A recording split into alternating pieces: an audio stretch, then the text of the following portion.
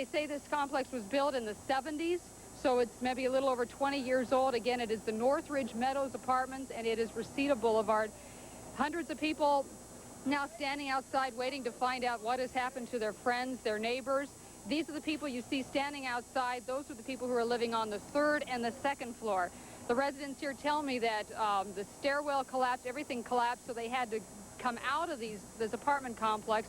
Most were using makeshift sort of ropes with blankets tied together and fire hoses, and they climbed down that way, and that is how these people escaped.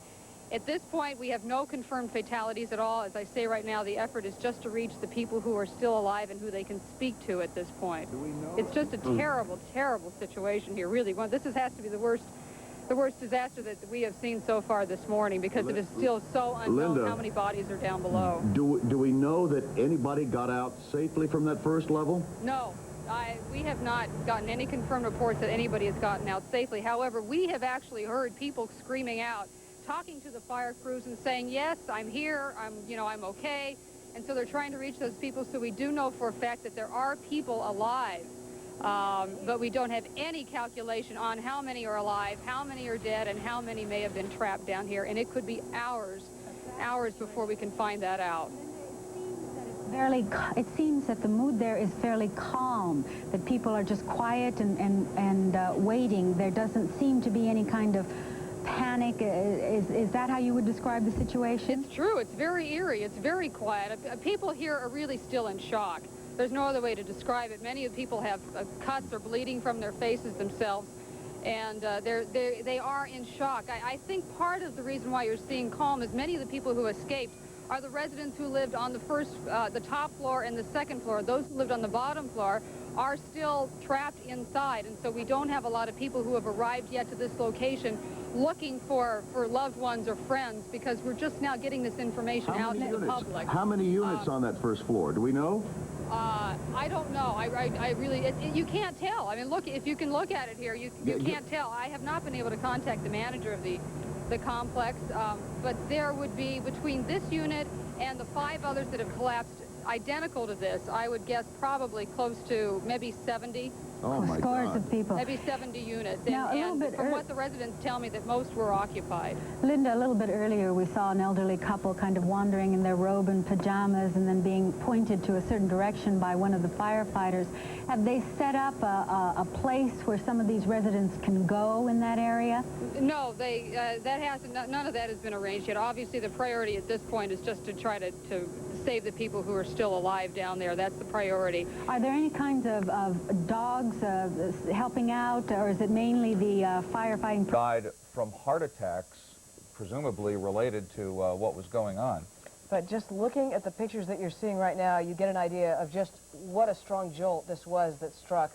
We want to bring you some live coverage now from Los Angeles via KTLA, so we'll listen in there. I thought we were dead. So did I. I thought, this is it. And all I could think of was we're together, we love each other, and that's... And then when the shaking stopped and I realized that we were still able to move, we scattered about and got our stuff and got the hell out. Thank you so much for talking to us. I know, and we need to get people out of here because the gas leak is pretty bad. Again, we are at 4474 Woodman Avenue. There is a major gas leak on the back of the building. So if anybody, we've been trying to call the fire department. We're trying to get people out of here. People are still trying to get some of their things. That is the managers. That is the one that used to be the 3rd floor. Again, I don't know if you can understand. The whole building has buckled underneath one entire floor. They're trying to get some things out of the building. But again, we tried to turn the gas up front, and that came off. But it's the gas in the back that we're concerned about. It's a major leak. All the cars under the building are gone. There was one person down underneath the building, and when you come back to us later, we're going to have to move our cables to show you that. But again, it is pretty incredible. We're at 4474 Woodman Avenue. I am Christina Gonzalez live, and let me show you before we go, since we can be here now, the apartments over here, once again. And there is a young lady just kind of looking at her apartment. I don't think she wants to be bothered right now, but you can see what you're looking at used to be a 2nd floor of a building. The 1st floor is gone. The cars underneath are gone. We are walking you through 4474 Woodman Avenue. And the smell of gas, pretty incredible. People pretty much in shock. If you look to the left, Patty, over here, you can see that underneath there used to be a laundry room. And we're going to try to get you down to what used to be a laundry room. And you can get an idea. That used to be a room underneath the laundry machine, still standing barely. But that whole floor has disappeared. And I'm trying, and again, bear with us because we are trying to run cable all the way. There are, and we're getting kind of close to where the gas is, so we're not going to be able to go much in there. Take a look. Again, you're looking at what used to be the second floor. It is now at first floor level. The first floor is gone. The underground garage is completely gone. That used to be the laundry room. Oh, okay. Just stunned. Diana, your parents... Linda, are you there? Okay? Linda? Yeah. Can you maybe talk to some of these people? Yeah, this is Diana here. Diana, is this the house that you lived in, your apartment? Yeah. Right there? And are these all the things now? All my stuff is out here, and I can't find my wallet. Okay, all right. Can you describe for us what happened during the quake, and how did you get out? We got out through the balcony right here, and I didn't realize we were on the floor because we live on the second floor, and I didn't. You didn't even know it had collapsed? Well, I felt it, a big thing, but I thought it was just a big jolt, and then I didn't realize because I thought that the building would be able to withstand all that stuff, and I don't know. I looked up. My friend looked out the window, and she saw that we were on the floor, and so we got out. And so this is all your stuff now that they've brought out. Were you injured at all? You seem okay? Yeah, I'm fine. Do you know the people who lived underneath you? No. We didn't live there was nobody underneath us because the entranceway is right here. Right there. So directly underneath you, there was nobody there. Nobody there. But then, see, the building moved to the right a little bit, like 6 or 7 feet, and maybe underneath here, maybe there was somebody here, because this is the entranceway right here. And there was nothing underneath us. Do you have any idea how many units were in this complex? A lot. I don't know. It looks large, yeah. Very big. Yeah. Now, it also seems that there was a parking... It's a man, and they're moving it in now to get that person out. We also have some police rescue folks here who are assisting the firefighters. Needless to say, the scene is slightly chaotic. Again, five people confirmed dead, including a 14-year-old boy. His mother was standing. Captain, can we talk to you 1 second? The Battalion Chief DeFeo. Okay, we have 5 confirmed dead. 5 confirmed at this time, yes.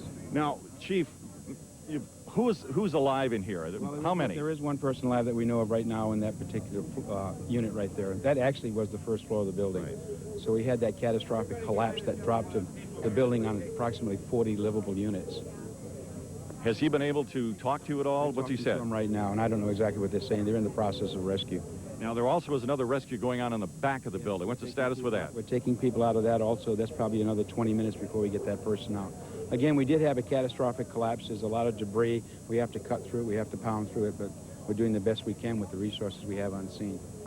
Now, would you expect you're going to find a lot more people? Do you have any idea how many people still may be trapped? We don't know how many people are here. We've talked to the manager. We can't get to the records of exactly how many people were in the building. And again, there was a major evacuation conducted when we came on scene at first, and that was the 2nd and 3rd floors. We got most of those out. So they're all out as far as we're concerned, but now it's the ones in the collapsed units. Do you have any idea of how much space they have between them and the 2nd floor? It varies probably between 1 feet to 5 feet. So there'll be a lot of void spaces inside, and it's typical of it. Not only collapsed down, but it went forward like this, so it actually dropped lower than you normally expect in a pancake. Chief, from the captain, okay, thank you. Chief is being called back. The rescue effort is going on in this apartment. Again, it was the 1st floor apartment. And we're showing some tape